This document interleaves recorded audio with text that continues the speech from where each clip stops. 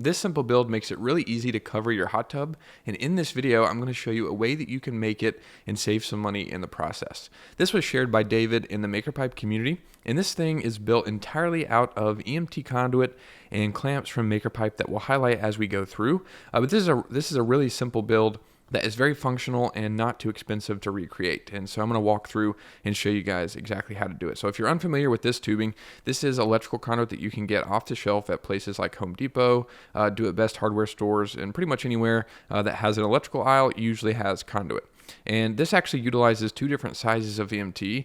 You've got 1-inch EMT conduit here on the bottom verticals, and you can get that. It's usually about $20 for a 10-foot stick. And then this build also utilizes 3/4-inch EMT conduit, which is usually around $10 for a 10-foot stick. So you should be able to get away with just one stick of each, which is good. That's not too expensive to start.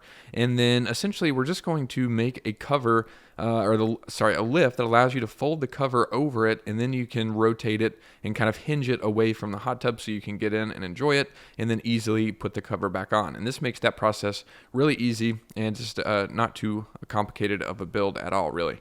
So essentially what you're going to do here is you're going to use a 1-inch EMT conduit vertical, and that is just going to hinge off of the deck. And you're going to do that with this clamp down here. This is the adjustable angle flange from makerpipe.com, and it essentially just has these two base pieces down here that clamp around this piece that we call the end clamp, and that is what the conduit vertical will go down into. So there's a 1-inch piece of conduit going all the way down into that end clamp, and then if you space these two base pieces apart just enough, you're able to still secure that end clamp in between them, but then still be able to hinge this back and forth. And that's really crucial for this build, of course. And so essentially you're just going to do that on both sides, just one vertical going down and then secured to your deck with the adjustable angle flange, and then do the exact same thing on the other side. And then you can also get some of this chain from off the shelf, and it looks like David just used a washer to kind of hold that in place, and then did a bolt or a screw through the washer and through the chain into his deck railing there, which is really simple to do. And then here we can see where he did something similar, where he used a washer, and then there's a self-drilling screw going through that into the side of the 1-inch EMT conduit to secure that in place. So it's also really easy to secure that there, and that allows them to essentially to just kind of fold this over, and then the chain catches it and keeps it from continuing to hinge all the way to the ground, because you don't really want that. So that's really simple, and kind of secures that in place. And so that's essentially just that 1-inch vertical, and then the chain to keep it from hinging too far.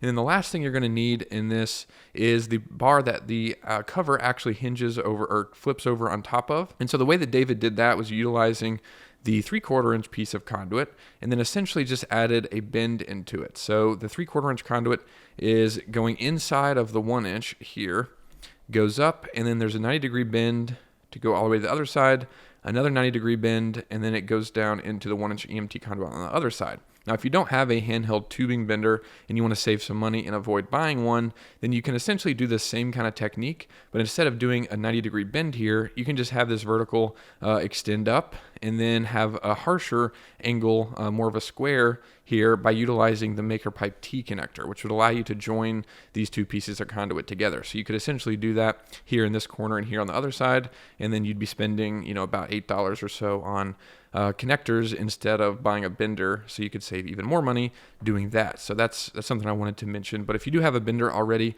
then that'll save you even more money, because you can just go ahead and bend those corners and kind of continue on with the build that way. But essentially, either way, however you do it, you're essentially just adding that 3/4-inch bar that's going from one side to the other, that the cover will switch or flip over on top of. And then to secure that, David just said he used some of these self-drilling screws straight through the wall of the 1-inch EMT conduit and into the 3/4-inch EMT. And that's how he secured that there. And essentially, that's pretty much the whole frame. Now you can easily flip over the cover on top of that bar, and then just hinge it away from the hot tub, and you've got easy access to get inside, and it makes this whole process a lot simpler. So hopefully you found this helpful, and if you have any questions, you can ask those down below, and I'll be happy to help. And if you did enjoy this, leave a like and consider subscribing. Thanks so much for watching. I'll see you in the next one.